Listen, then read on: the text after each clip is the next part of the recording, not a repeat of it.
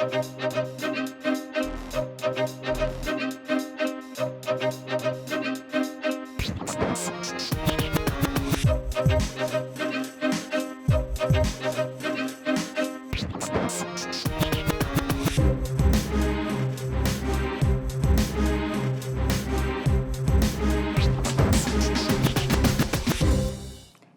I'm Maria Hall Brown.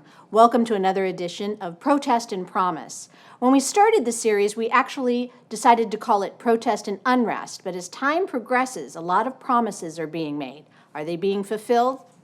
Hopefully. We'd like to also have the opportunity to have people who have some sort of authority or some sort of say in the matter answer direct questions from the youth of Los Angeles. So we're delighted to have with us today LA City Attorney Mike Feuer. And as part of our panel, let me introduce our wonderful guests. We have Nicholas. Nicholas, say hi. We have Sean. Sean, hi. We have River. Hi. And joining us again, we're delighted to have with us Keith and Christian and Camry. Thank you all for being with us, those that are returning and those that are new to the program. I know you have some really interesting questions you'd like to address to the city attorney, so let's get started. Camry, I'm going to go ahead and start with you because I know very clearly you have a lot of passion about a lot of really interesting issues. So what would you like to say to our city attorney? My question was, what is your Black agenda for Black American Angelenos? So, it's presumptuous of me to say that I know what the Black agenda for Los Angeles should be, but I can say this much. There has been in our city a long history of systemic racism that has had a huge impact on the history of Los Angeles. I will tell you that my first job in politics was to work for Mayor Tom Bradley, who was LA's first and only African-American mayor, when he ran for governor. I was in charge of issues and research for his campaign, and so I got to know him very well. His story and the story of other African Americans with whom I've served has a lot of resonance now. Mayor Bradley endured great hardship when he was growing up.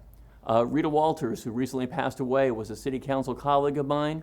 When she and her husband tried to buy a house in Los Angeles, they weren't allowed to buy a house in the San Fernando Valley because there were covenants that precluded African Americans from buying a home.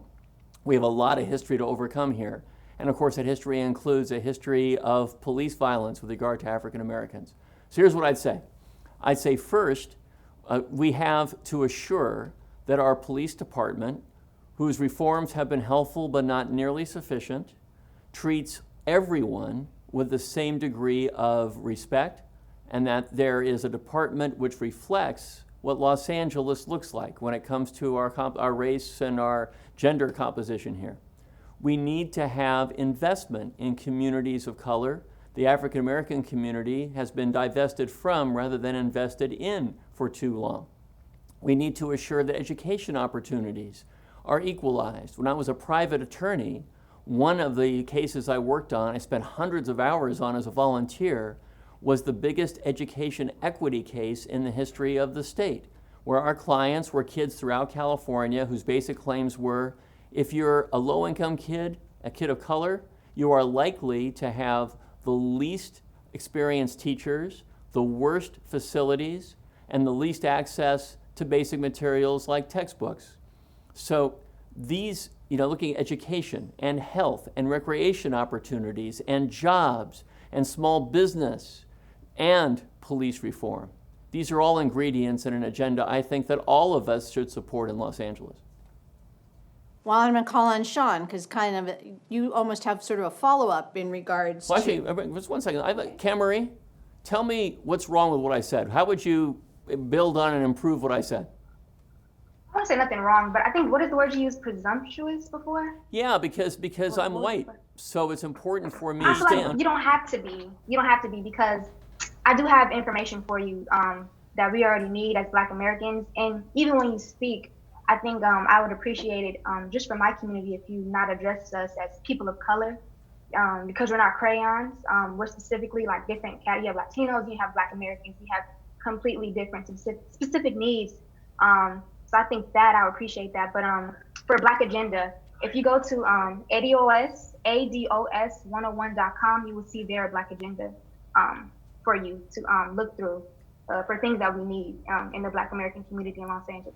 Thanks very much. I will say I use the term people of color in Los Angeles because, yeah, it's fair. You asked me for a Black agenda, but I also wanted to expand the answer a little bit because the Latino communities of the city, for example, have been underserved with different issues, some similar, some different issues, and the systemic racism to which I referred, while it has had a meaningful and differential impact on the African American community, pertains to others as well. And I think it's really important. My vision for the future of the city is that while today we are rightfully focused on issues that relate to the African American community, we need a city where everybody is included and respected and lifted up, where we owe duties and things to each other. So if I take your point, I just wanted you to understand my perspective, which is we are beginning a discussion that has to begin where it is right now with the African American community, but it can't stop there. Thanks for your question. And the reason I was going to go to Sean is because he actually mentioned something about identity-based polarization. So that's why, Sean? Please. Hi.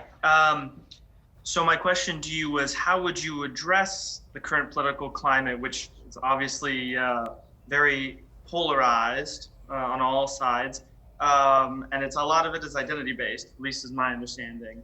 How would you address that, given that we in the city of Los Angeles are sometimes seen as the vanguard of social change, adjustment of policies, reforms, even more radical things? How would you address that, knowing that the city has a prominent place in the national and even global spot? Another great question. So what I would say first of all is that while Los Angeles is demographically one of the most diverse places in the world, it is also among the most segregated places.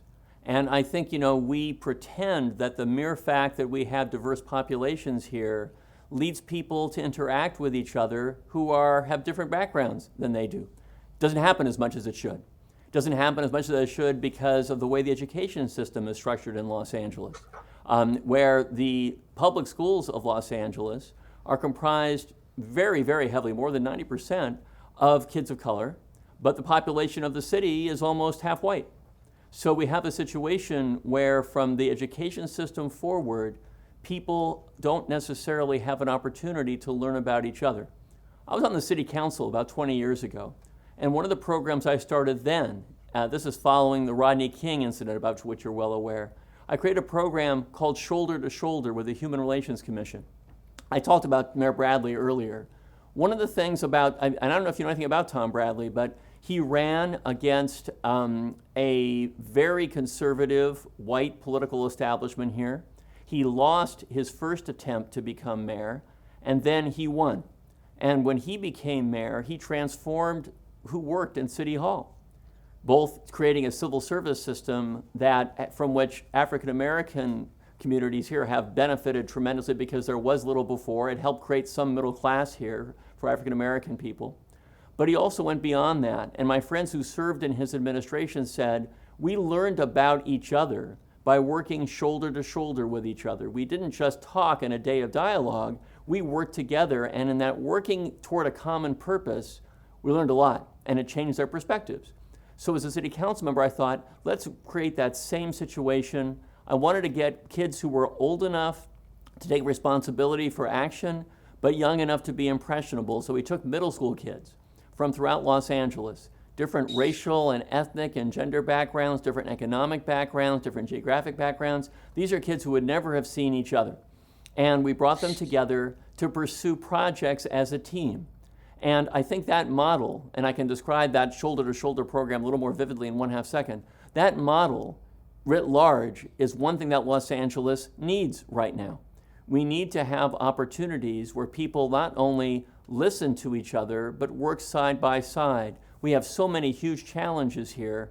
As leaders in the city, we need to be creating opportunities to bring people together to act. So, and like in the shoulder to shoulder, for example, I'm a big believer, as you can tell from my in discussions earlier, in candor, in telling it like it is.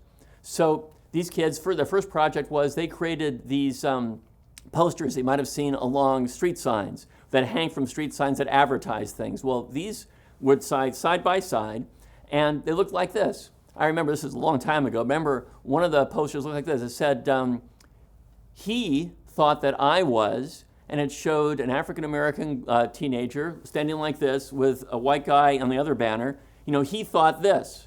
And the banner, and she composed what she thought would be a stereotypical response to who she was based on her race. The guy who did the white banner said this something, you know, she thought, and he expressed some stereotype that he thought was prevalent regarding him. And then underneath, they had some message of reconciliation on which they agreed. The point is, around the city, people speaking candidly, youth candidly expressing what they really were experiencing with an attempt to come together. There are elements of that that pertain to the current moment we find ourselves in. And as you probably know, I said that I wasn't going to prosecute peaceful protesters. What I am going to do is to create opportunities, not unlike what I described, to bring police together with protester, with community activist, with small business person, to have group discussions where people explain what they really feel, get reactions that are very authentic, and ideally some good ideas emerge that we can act on. Nicholas, I'm going to call you out on that one because I know that one of the things that you were talking about or that you wanted to inquire with the city attorney was this whole idea of people getting together and talking. So how do you feel about what he just offered us, and what do you think, you know, your further question might be in that realm? Yeah, I really appreciate some of the things that you brought forward. One of the main concerns that I have kind of always had with political discussion is how so much of it online tends to lead toward echo chambers based on who we follow, who we don't follow, who we're able to kick out of the conversation. But hearing kind of some of the perspectives that you had in terms of, you know, having both sides be able to air kind of their, you know, their beliefs about each other kind of in the similar kind of vein, I think is really important, as face-to-face conversation forces you to, you know, not simply kick somebody out of the conversation as they're in the same room. So I think that, you know, going forward is a good step towards actually building community dialogue. So, but what do you think, what else do you think should be happening right now? I mean, can I tell you, I will mention to you as a challenge here, I was talking to one leader trying to invite this person and people who follow this person to participate with me in some collaborative discussions. And a weekend ago, the person said to me, you know, it's just too raw right now. The people who look to me for leadership just aren't ready yet for that kind of conversation that you're trying to create. I was disappointed to hear that. I also think that a little patience isn't necessarily a bad thing here. Because I'm an impatient guy. I want to get people to work productively, moving forward as fast as we possibly can. But I recognize, as he was saying, you know, feelings are raw, and there is a sense that we got to wait a minute and take a breath. Do you think that's true?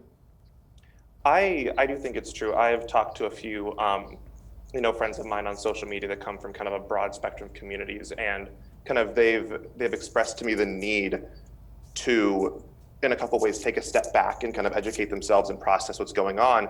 Because I think one of the key challenges with so much activism being done on social media is, I guess, a kind of content or outrage fatigue that tends to happen, in which you see very similar messages every day. And while those messages are important and the content you see is important because it relates to the world around you and kind of injustices that are going on, I think it can overwhelm some people that weren't maybe aware or have to face these challenges on a daily basis, suddenly seeing everybody talk about them and share them and then come to them for kind of emotional labor and for guidance. And so I do think that some patience is warranted in some of these discussions of allowing people to kind of see what's happening, maybe take a step back and come to process how they feel about certain things, maybe take some time to do reading, listen to kind of voices that haven't been, you know, in their kind of their medium, their kind of internal discussion already. Take a step back, take maybe a couple days, a couple weeks even to, you know, have those self-reflective discussions, then come back to the table and really, you know, have grown from those. But seeing the same things every day, both now and kind of in the past, kind of like different political climates, it may kind of fatigue some people. So Maria has a question, and I want to be sure to get to it, but I wanted to ask the group if anybody wanted That was to my react. question. Oh, I'm sorry. No, exactly. Well- Just a poll of the whole group. Well, I just wanted, but here's the specific thing I wanted to ask for in light of what was just said. There is some tension here.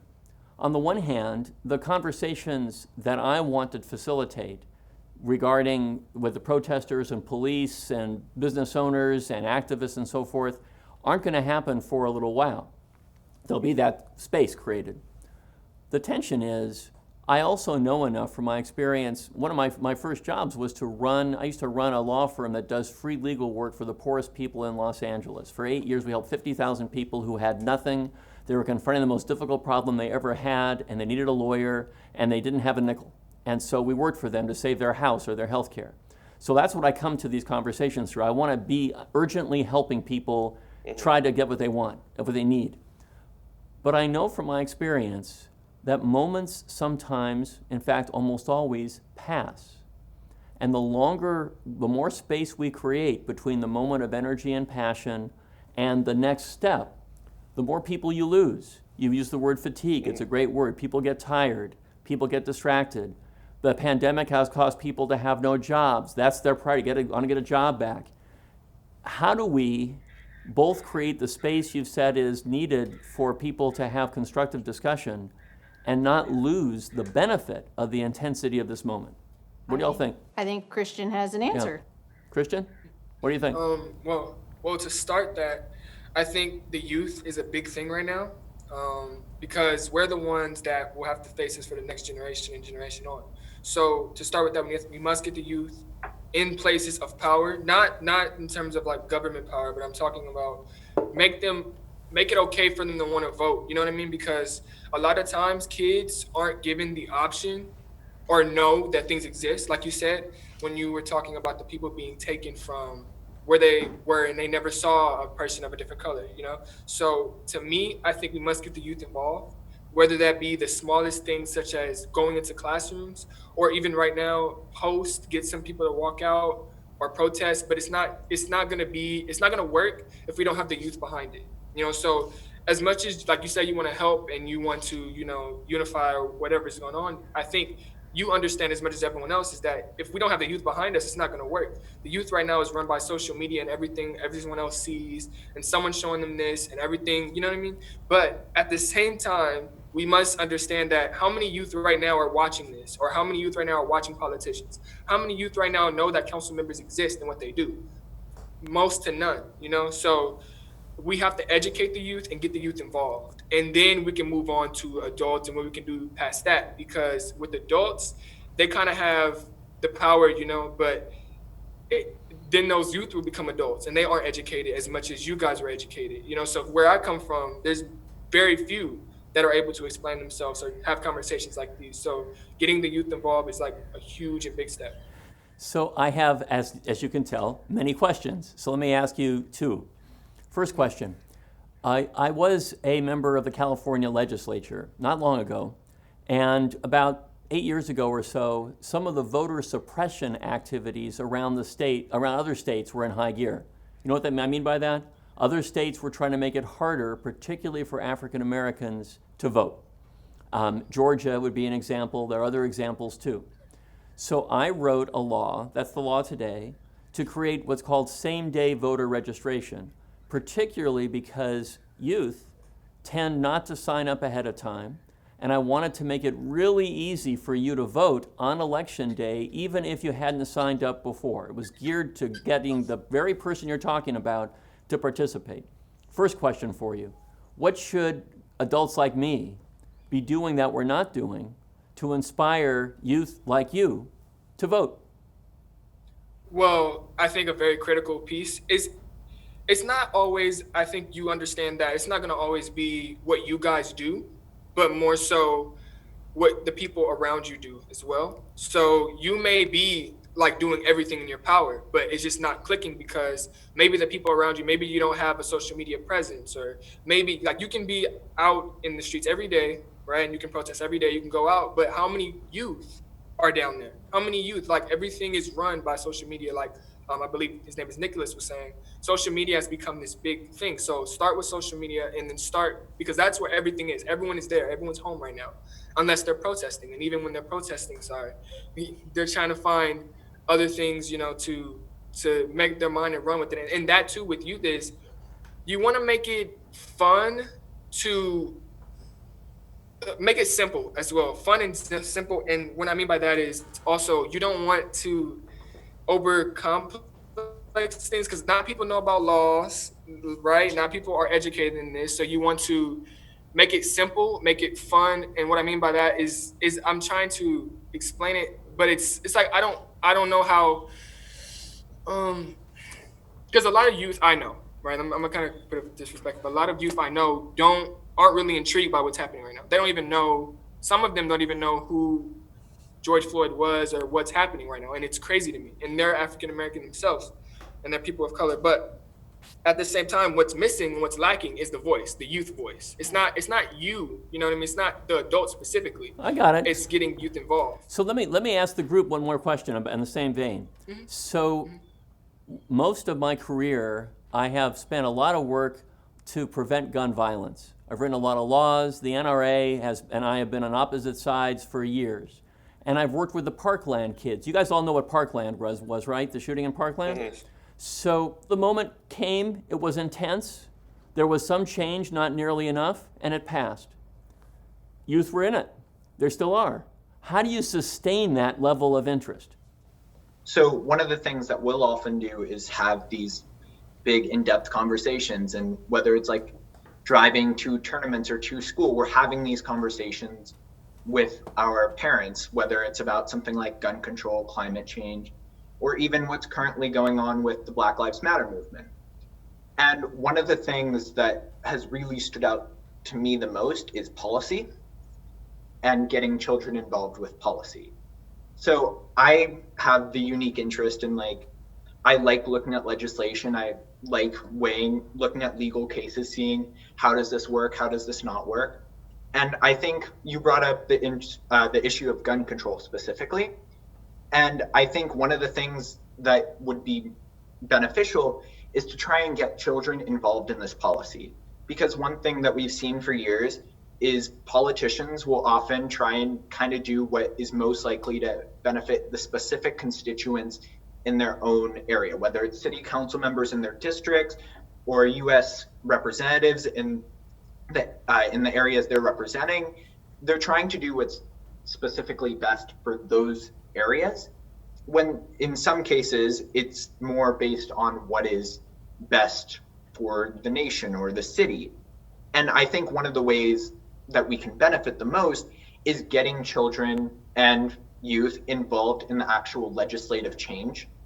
For instance, Mayor Eric Garcetti has his Mayor's Youth Council, and I think the fundamental idea of that youth council is beneficial.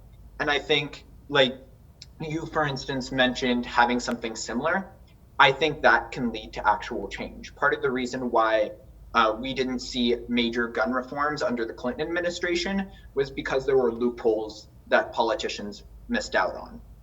And I think having a wider scope and having more youth involved in this actual change, whether it is something directly meeting with politicians or having forums online in which they can help propose their ideas, help create this legislation, as opposed to a politician signing something that his or her ledge staff wrote for them. I think that is one of the steps that can create the most change. And I'm going to follow up on that with also there are issues at stake right now, and being clear and concise about those issues. I know that Keith, you wanted to know how the city attorney felt on one of the really important things that's on the plate when it comes to police. Hey, Keith. Hello. So my question is, what is your stance on defunding or abolishing the police department across the nation? So I think we need to use terms like this. We need to rethink policing. We need to reimagine what public safety means. We need to have police in dangerous situations serving communities. But as we rethink what policing means, we have to contemplate, for example, do police need to go to every scene they go to? If there's a homeless person who's mentally ill, is that something police are trained to do? If there is a traffic collision, do you really need police to be in that location, and so on? We also need to assure that the training of police officers is top-notch. Here in LA, we've tried to de-escalate violent situations, but still we've seen allegations that in the protests there was police excessive force. We're going to learn more about that. So there's a package of trainings and other things and changing the role of police.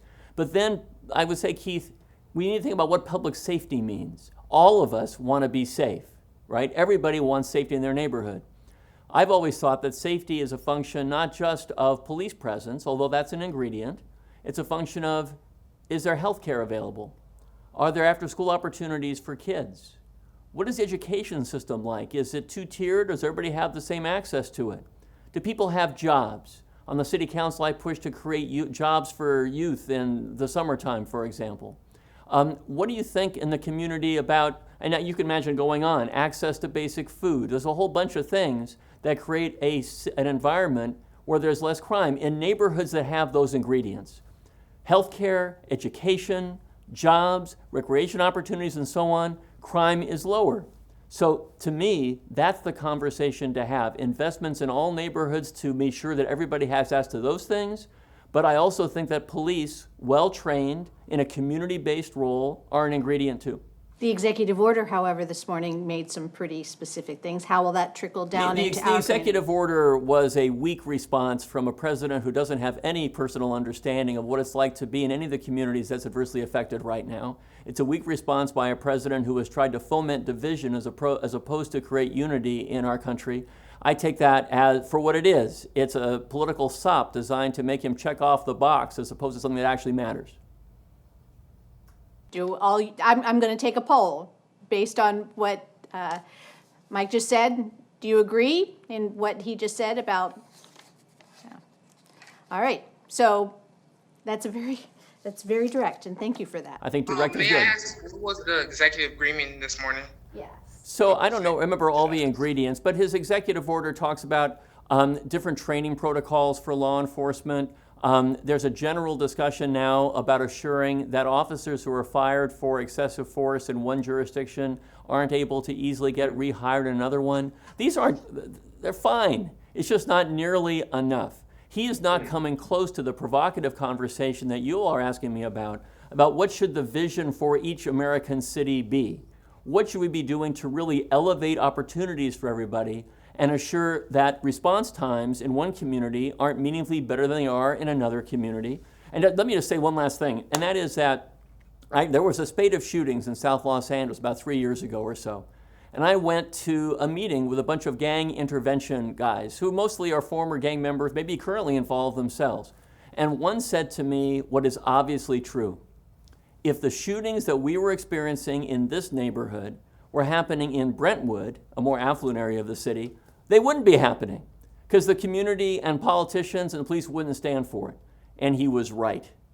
It is that kind of inequity that the president's statement has nothing to do with, but we need to zero in on if we're going to actually change the face of our city. There are things that are happening from a legislative standpoint that I know, in particular with Kemery, just a few days ago, reparations actually passed through the state assembly that have potential to, maybe address an issue that is near and dear to your heart. How did you feel about that, Kemery? And because I know that's something that you're working on very diligently.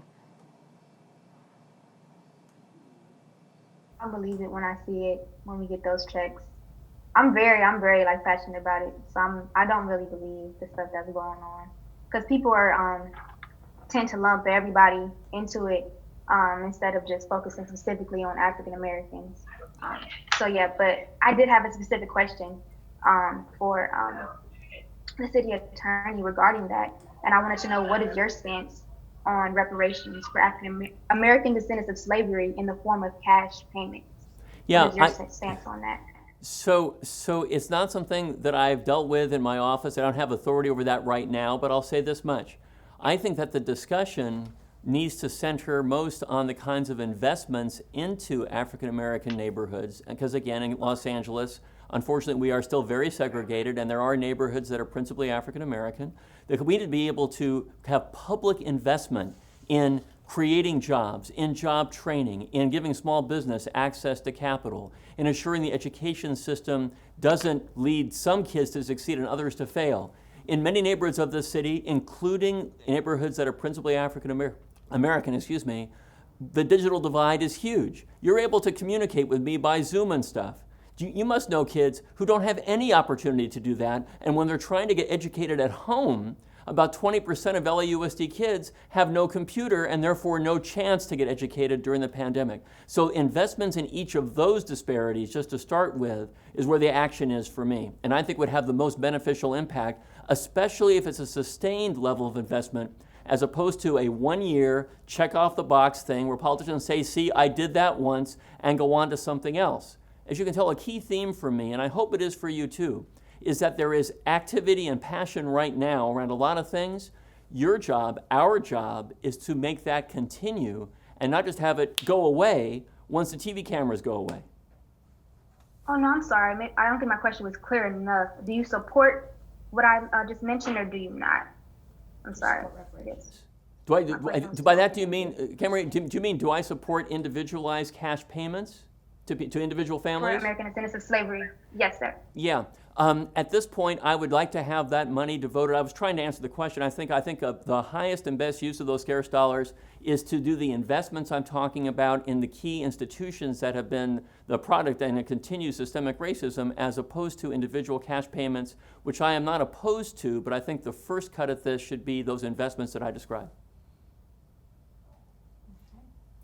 Well, along those lines, needless to say, there have been some trials and tribulations in regards to even the police getting paid for what they have done recently with the when they were present for the protests, et cetera, with the overtime, et cetera. So how do you feel about how the police should be supported as well as the citizenry?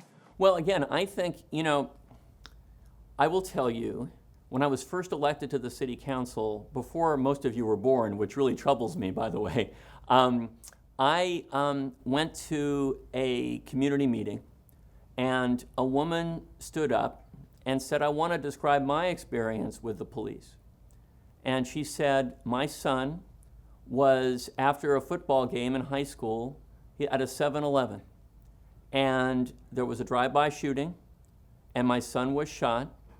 And she said, I want to just tell you, and she was saying something positive about police.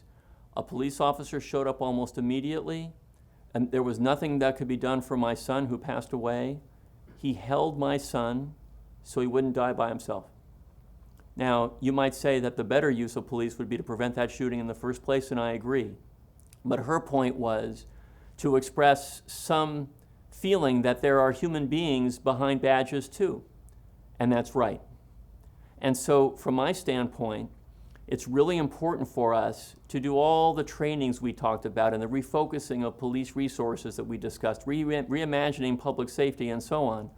But it's also the case that I know personally a number of police officers who became police officers because they wanted to return to a community from which they came and bring justice which they thought was absent before.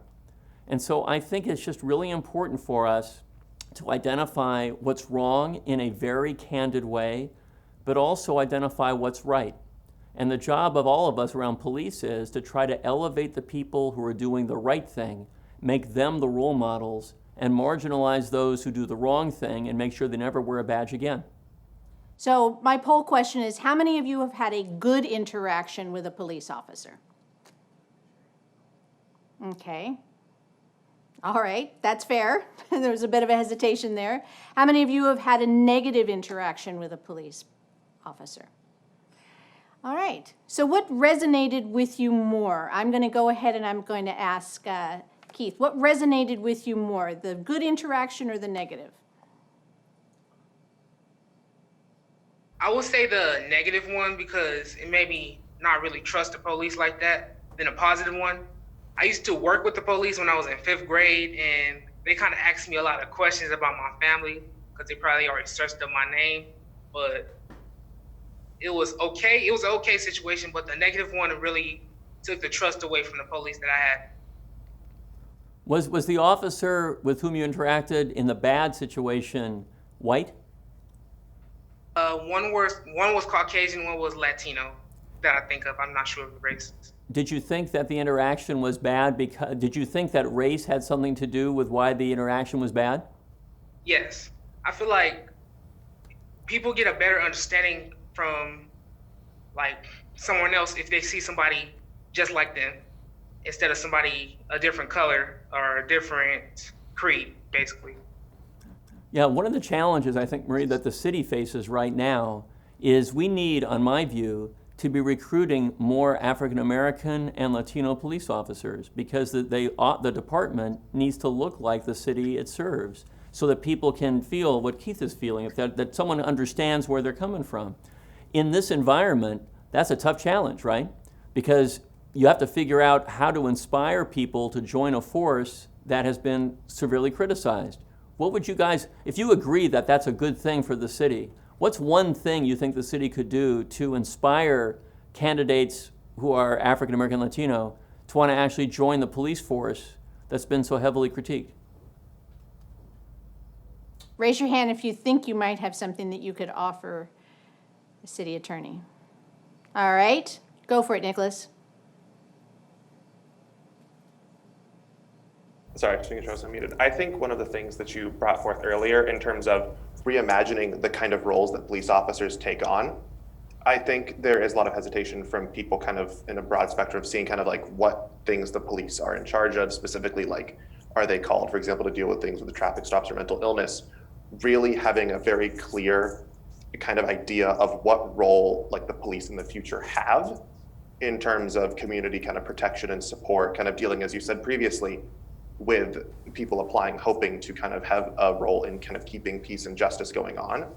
I think that might be kind of a better way in which to inspire people to join, as opposed to imagining themselves kind of in a role where we have now, where they're called to respond to nearly everything, to sometimes disastrous results. I think kind of directly kind of like reframing and making very clear the roles that police officers have in the future, I think might do better to kind of attract new people that are like, hey, this is what I want to do, or this is not what I want to do, as opposed to the hesitation of they kind of tend to do everything. Maybe I don't want to do everything. And I know River actually had a question about holding the police accountable. River? There we go. From 2012 to 2020, as Jackie Lacey has been the Los Angeles District Attorney, there have been 601 police-involved fatalities that didn't result in a trial. Do you believe that more of these cases should have led to a trial? Why or why not? Good question. The short answer is I don't know. I mean, it looks as though, given those statistics, one could say it feels like there should have been more done in that regard. But I don't know, because I am the lawyer in me says I want to know the facts before I say that a given case should have been handled that way. So I'm not sure. I mean, she just prosecuted somebody a few days ago, a police officer who allegedly beat up a suspect in Boyle Heights with whom that officer came into contact. There was video taken that showed the officer beating this person, and the DA is prosecuting him right now. So it's hard for me to generalize about that.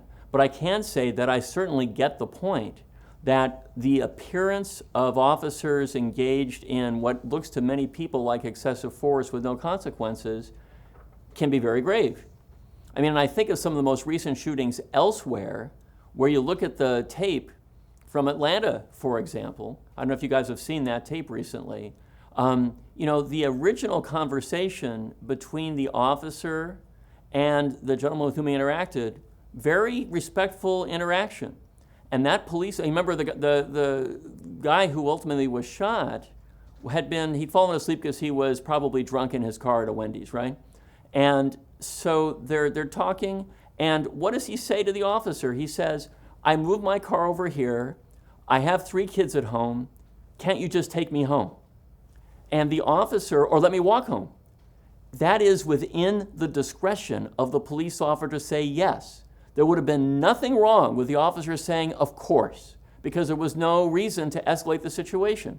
Going back to Keith's point, you need to be able, and to others as well, are saying, well, what is an officer's vision of what he or she is doing as their job? And the vision needs to be, I am here to own safety in this neighborhood. But now how do we define the safety that you own? It means in that situation, this guy is not a danger because he's giving up the car keys to me. He's not going to be driving away anywhere. Let's let him go home and sleep it off, and everybody's happy because he's a father of 3 kids. So this redefinition of roles is, I think, really important.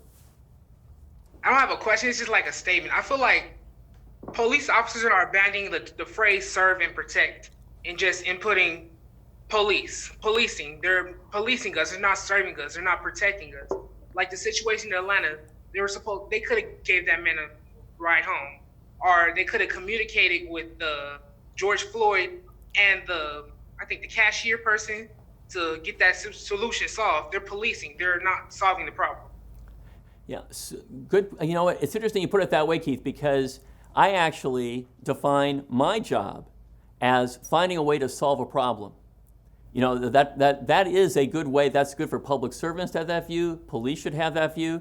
There's a problem, otherwise you wouldn't be there. What's the best way to solve the problem? And I would add in policing, what's the least confrontational way to solve the problem? What's the way that's going to lead to the least likelihood that it's going to be escalating into something violent or aggressive? And that we're just starting to deal with that here, I think. I don't think that's taken sufficient root yet. This is more just something I was interested in after reading last night. So in your time as being the city attorney, I've read about a few cases that you've taken part in that involved lawsuits and trials against Black Lives Matter supporters and protesters.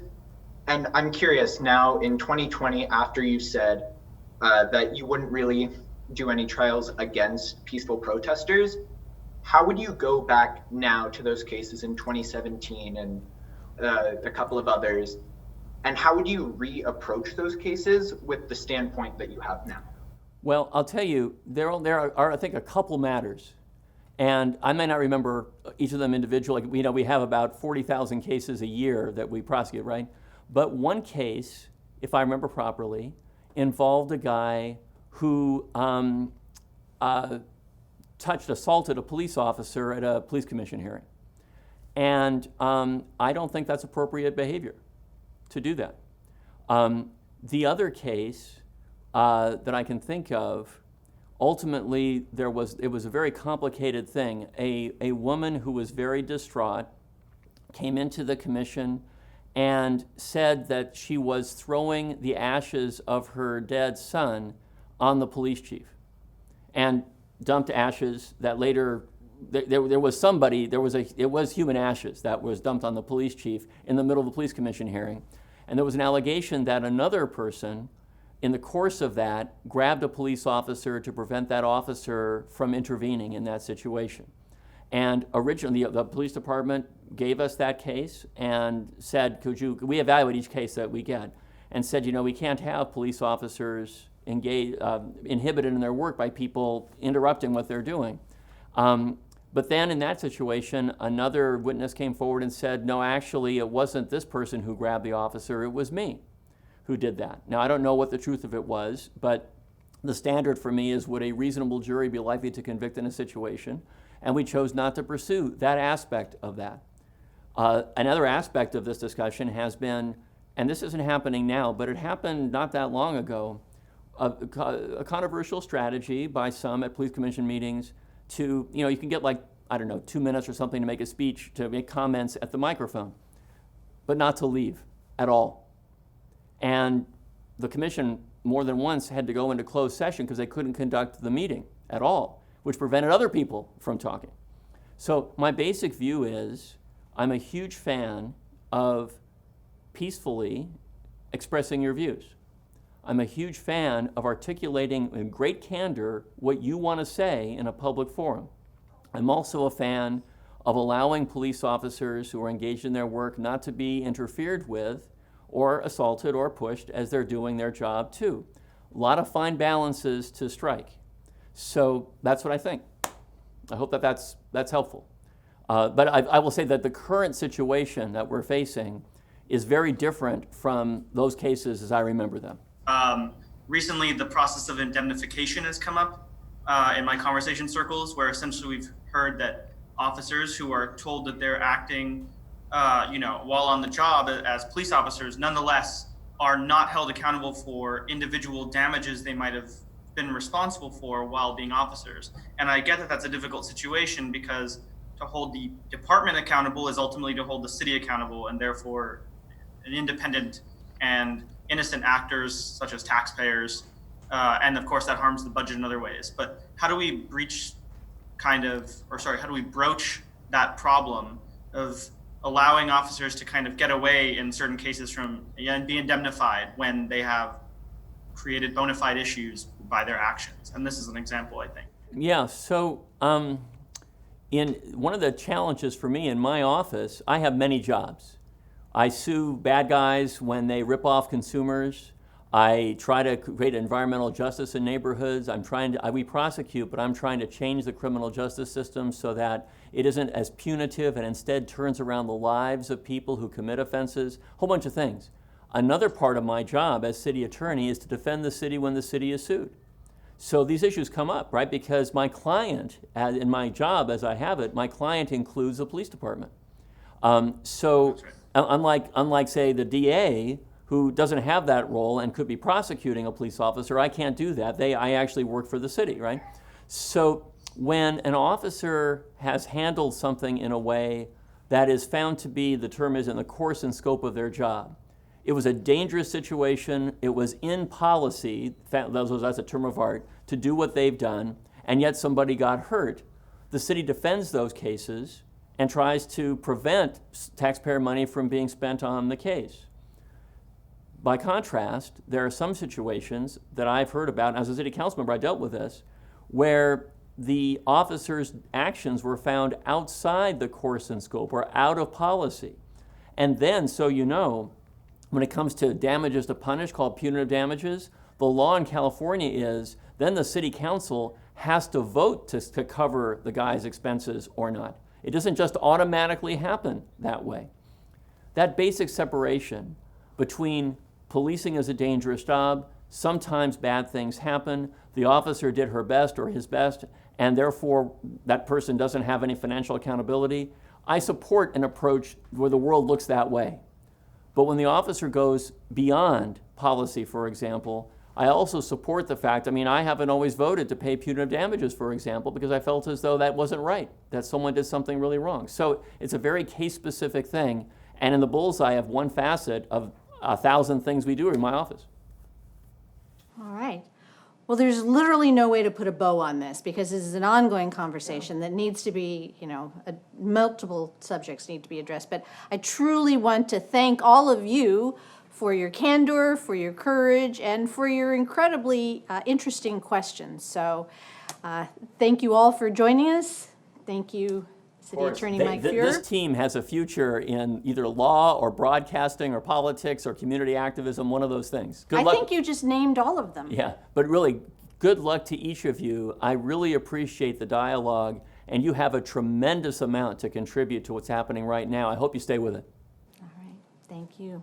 All right, and that's a wrap on Protest and Promise for now.